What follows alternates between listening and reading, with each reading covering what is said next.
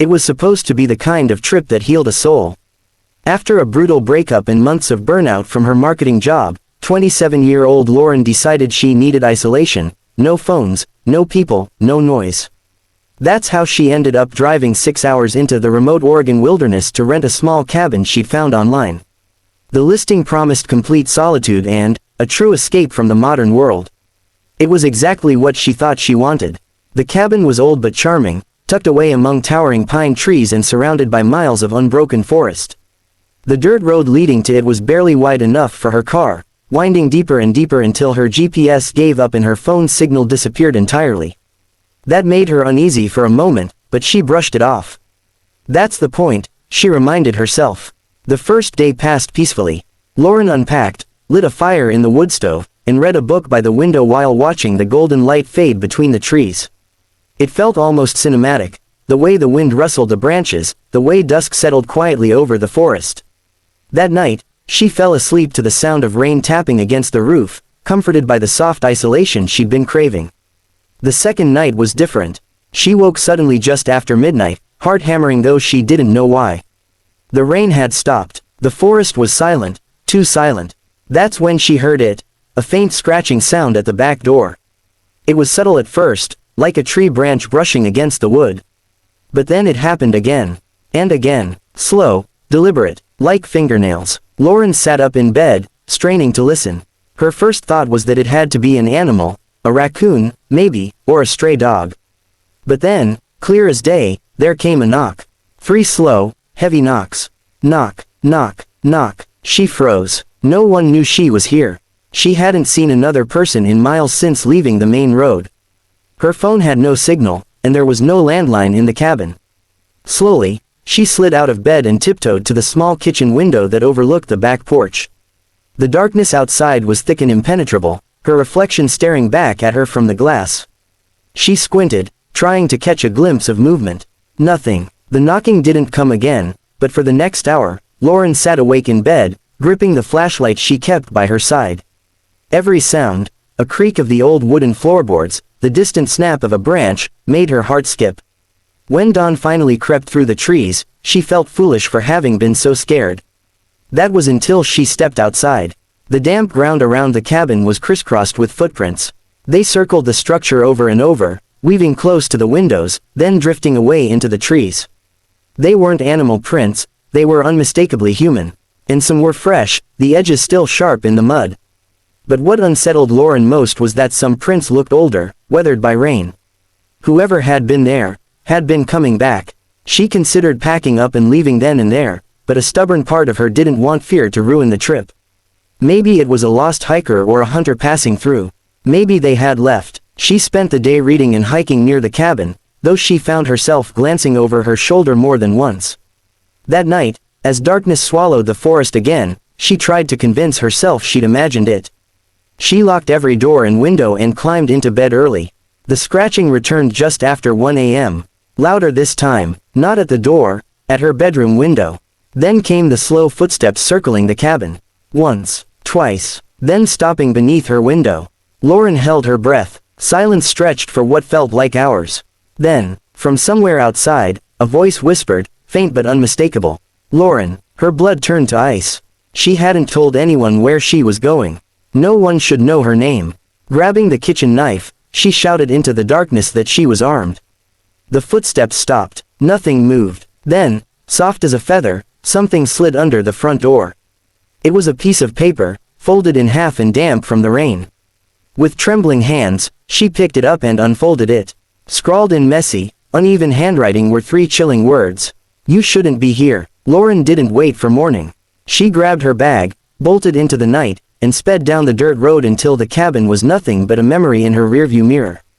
Days later, when police searched the property, they found no footprints, no note, nothing unusual. But behind the cabin, buried among the trees, they discovered a small wooden cross planted in the earth. Carved into it, with deep, jagged letters, was Lauren's name. The autumn of 1998 was unseasonably warm when brothers Michael and Sean decided to take a weekend camping trip deep into the Appalachian wilderness. They had spent much of their childhood exploring those same woods, so when Sean suggested venturing deeper than they'd ever gone before, to a remote fishing spot whispered about by locals, Michael eagerly agreed. It was supposed to be an adventure, just two brothers reconnecting away from work, city noise, and responsibility. But when they stopped at a small supply shop on the edge of town, the cashier, an older man with weathered eyes, gave them a strange warning. "If you're headed past Black Hollow," he said, "you might want to turn back before dark. Folks say the Watcher doesn't like company." They laughed it off, chalking it up to local superstition. They'd heard stories about the Watcher of Black Hollow. Growing up, a faceless figure said to guard the woods, stalking anyone who stayed too long. As kids, they'd even dared each other to whisper its name after sunset. It was just folklore, or so they thought. The first day of their trip was perfect.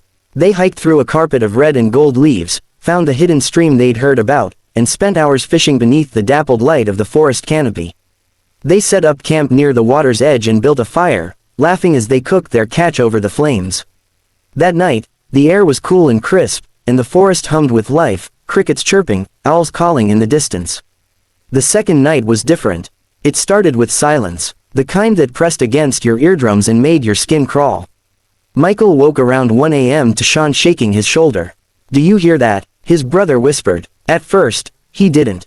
But then it came, slow, deliberate footsteps crunching over fallen leaves. Someone, or something, was walking in a circle around their tent. Michael called out into the darkness, demanding whoever it was to show themselves.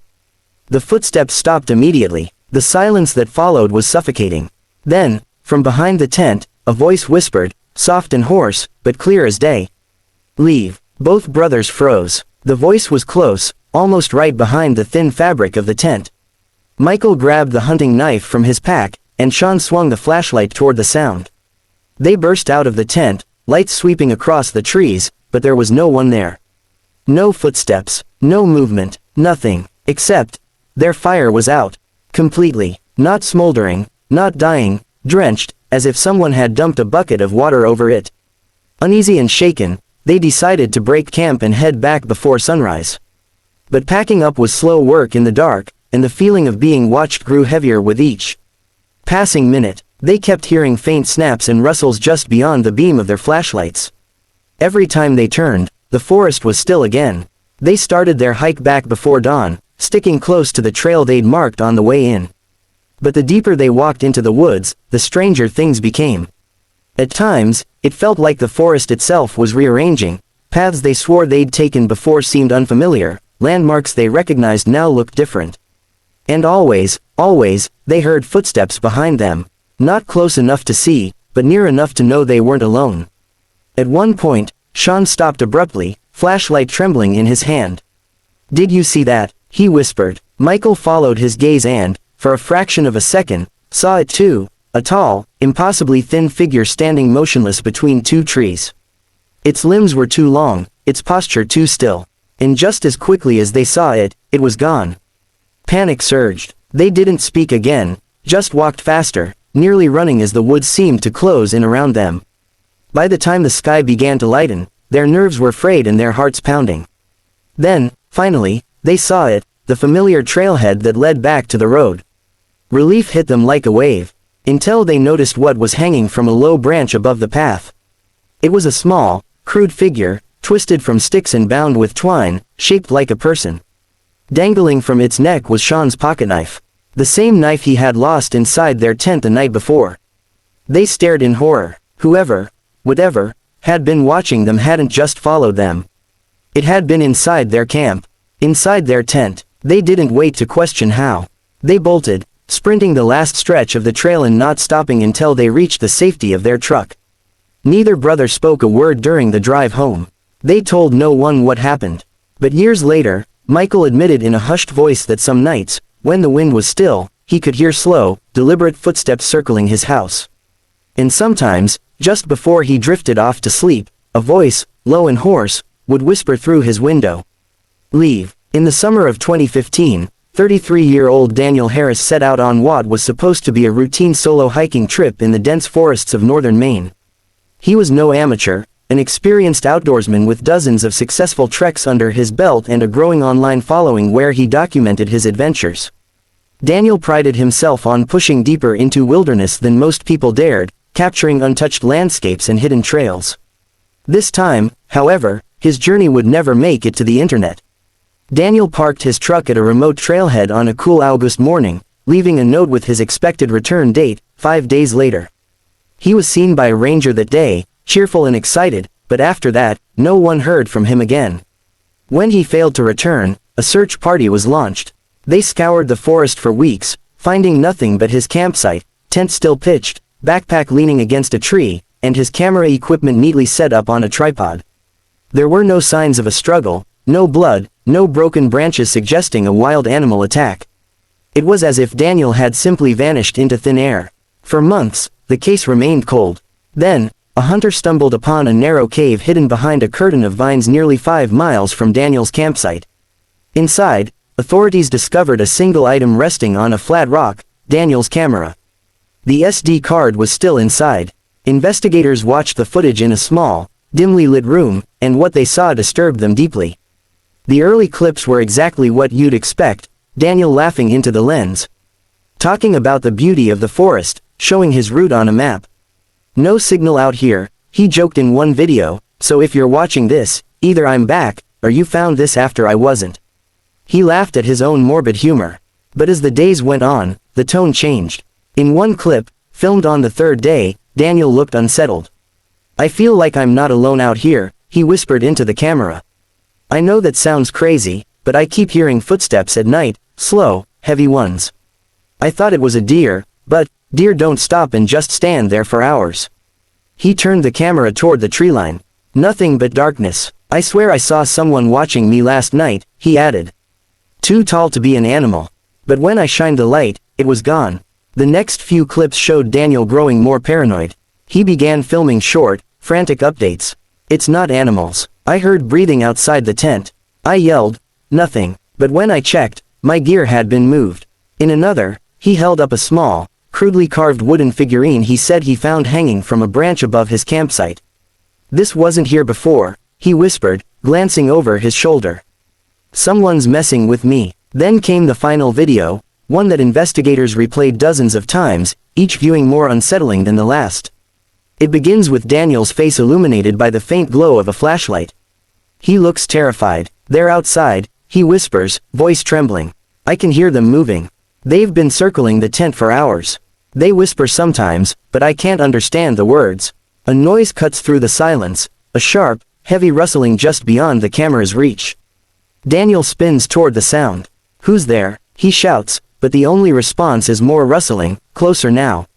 The camera jerks wildly as Daniel bolts into the woods, panting heavily as branches whip against the lens. "I have to get out, I have to." His voice cuts off in a strangled cry. Then he stops. The camera tumbles to the ground, landing on its side. For several seconds, nothing moves. Only Daniel's ragged breathing can be heard. Then, faintly, another sound, breathing, but not his. Slow, calm, deliberate. And then it steps into view. Bare, filthy feet, long, emaciated legs. The figure bends down slowly, unnaturally, until its face hovers just above the lens. Pale, expressionless, eyes so dark they look hollow. It tilts its head as if studying the camera, or the viewer, and then, without warning, the screen goes black. That was the last anyone saw of Daniel Harris. The footage remains locked away in evidence, and the case is still officially open, though no trace of him has ever been found. Experienced search teams combed every inch of the forest, but there was nothing, no body, no clothing, no sign he was ever there. And yet, hikers who wander too deep into those woods still report unsettling encounters. They speak of a gaunt, silent figure watching from the shadows, of distant, labored breathing that follows them as they walk. Some even claim to hear frantic footsteps running deeper into the forest, footsteps that sound eerily human, as if someone is still trying to escape. Some believe it's Daniel, others think it's the thing that took him. Either way, one truth remains: in the deepest part of that main forest, something watches, and it doesn't let people leave.